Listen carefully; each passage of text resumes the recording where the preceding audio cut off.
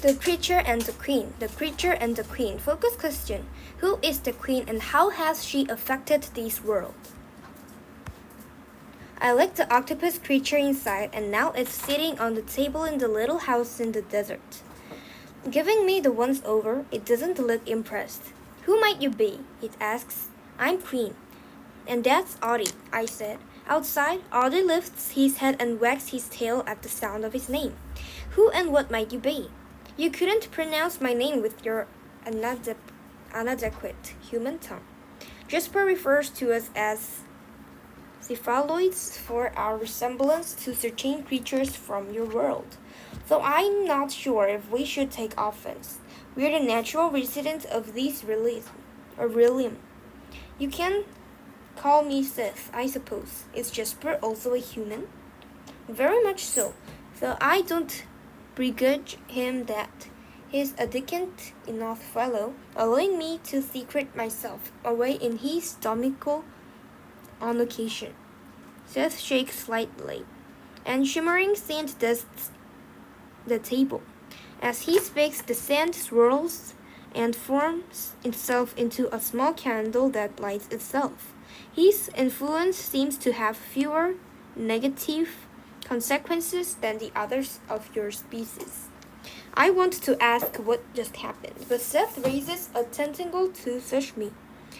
You humans have been interfering with our world for longer than any of us can recall. The creature huffs.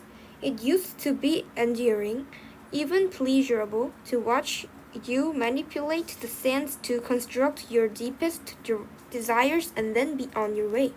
Now it's starting to grow tiresome and dangerous. What is all I can say. Seth sighs and shakes his bulbous head in an adorable human expression of exasperation. Bring that mongrel in, latch the door, and have a seat. You need some education. I do as he asks, sitting cross-legged on the bed with Audie curled up beside me. A long time ago, the great sands spread in all directions, far beyond what your eyes could comprehend. The cephaloids frolicked through the sands innocently and happily, only willing the sands to construct those things we needed for survival and comfort. Food, shelter, perhaps a bit of embellishment here and there. Simple things never permanent. They existed while they were required and then we returned them to the sands. One day, humans began to appear. You were curiosities at first, wandering through doorways of light into the great sands. Your will, desire, and most importantly, imagination were much stronger than ours.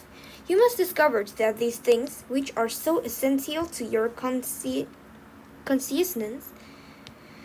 could manipulate the sands, and they quickly constructed great palaces, bizarre creatures, alien landscapes, and incredible technology that we couldn't even fathom. Humans fascinated us, and I recall spending countless days in deep discussion about what they were formulating and why. The humans would starve for a short time and then leave the way they'd come. The great sands returned to their natural state. Seth clears his throat and looks at the floor. Then she arrived. Sometimes she came with small humans in tow, and they constructed their things and left. This time, however, she appeared alone and built a small home for herself. Still, we thought little of it, and she seemed harmless enough. The longer she remained, the more her presence influenced the sands. They became solid ground around the house, and then trees and other foliage began to emerge. Massive leafy things that blocked out our sun. Each day, the solid ground spread further and further away from the house. Some of us, myself included, began to grow understandably concerned.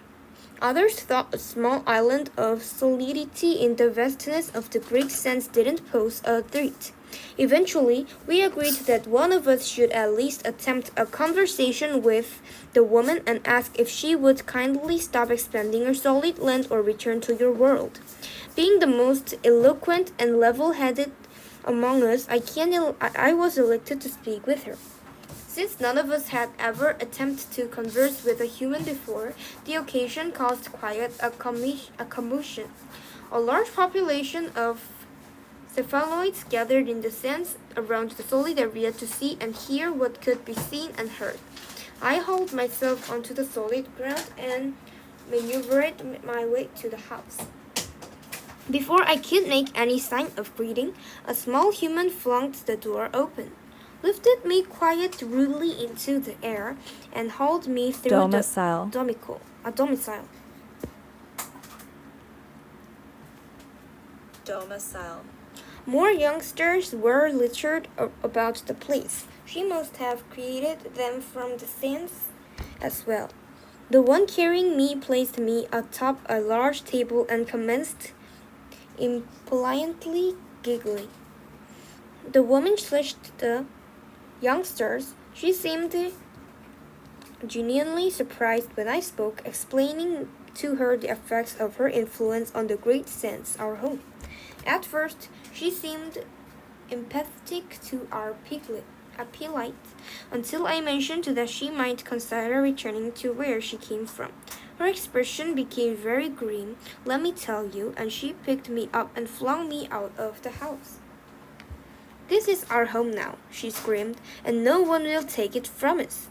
She stamped her foot on the floor, and the reverberation was greater than anything I'd heard before. The ground shuddered and rumbled, and the stands surrounding the house became solid for a great distance instantaneously. I aided as many of my kind as I could, but many more were trapped within the solid ground. Since then, the solidity has been increasing with each passing hour. If cephaloids like myself don't keep moving, we risk being swallowed up, and that doesn't end well. Seth trails off, and while I'm not sure, given his anatomy, it looks like he's blinking away tears. "What do you mean?" I asked, fearing the answer. "You said you had been attacked by some horrible tentacle creatures. That's what I become. There's something malicious, something awful in the woman's influence. When we are caught, it begins to flow into us, distorting and twisting us until we become those terrifying things. Suddenly, I feel a little sorry for the creature that had chased me through the woods." Seth looks miserable, telling that story was obviously taking a toll on him. My instinct is to comfort him, but I'm not exactly sure how. I can't think of no worse fate than to become a vicious beast at the beck and call of that woman. I hear she's even started calling herself a queen. The gall, the impudence. What does she do with the creatures? Doesn't she see the damage she's caused? Why doesn't she just leave? Why is she doing any of these? The questions rattle off my tongue as quickly as I can think them up. Each one hits Seth like a punch to the gut, and he flinches. I spend my days fleeing through what's left on the great sands, running from those creatures and hoping that when I rest, I won't awaken trapped or captured, he says. I can't comprehend why any of this is happening. The front door latch clicks open and the door creaks inward. A tall human figure stands in the shadows. I instinctively reach out to protect Audie, who begins to grow. "I think I might have an idea," the figure says as he steps into the light of the small candle. He rubs his hand through his red hair, shaking out shimmering specks of sand. His face is aged more than I remember, but I recognize him immediately. "Uncle Jasper!" I screamed as I leaped off the bed and wrapped my arms around him. Audie barks happily behind us. "Queen, is that you?" He kneels down and we hug again. "What are you doing here?" The story pours out of me, and I tell him about everything that happened to Sarah, Jake, and me in our world and how I ended up here. He's quiet for a long time before Seth grimaces and says, "Where did you abscond to? You've been missing for days. I was almost worried." "Your content is almost overwhelming, Seth," Uncle Jasper says. "For your information, I was doing some reconnaissance on why the solidity has begun to spread again at such an alarming rate. I managed to come relatively close to her palace without the creatures discovering me, thanks to a series of distractions by a girl, a young boy, and a cat. What did it look like? I asked. She had dark hair and was wearing some sort of costume. The boy had blonde hair and was dressed as a cowboy. The cat was, well, a cat, a white one. That sounds like Sarah and Jake, I exclaimed as aesthetic tears burned my eyes. I'm so happy they're alive and safe. Uncle Jasper's face drops and he begins to pace around the small room, repeatedly rubbing his hands through his hair. They were being held by the creatures, and I witnessed their escape through a tunnel the girl, Sarah, must have conjured.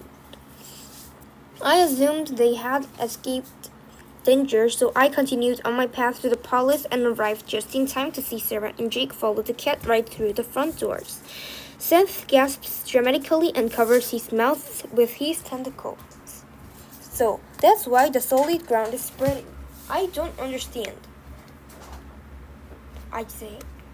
The queen is quite old, and over time, the effort of sustaining this solid world has taxed her will and imagination to the point where she can't maintain her creations on her own anymore. She uses another, feeding on his or her will imagination, twisting it to her own desires, and capturing the other person with a world of illusion. The queen used me for some time, and when I managed to escape, she captured another, Anna, and has been using her ever since. His voice travels off, and the anguish is evident on his face. For a long time, the solidity was static. When the solidity started spreading again, I had to find out why.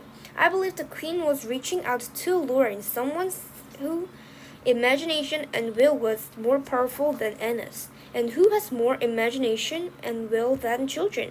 Sarah and Jake, I whisper, and Uncle Jasper nods. We don't have long now. We have to rescue them before the scope to the queen's illusions completely and are lost to us like Anna. Anna. That name flickers in my mind, tickling some memory I can't quite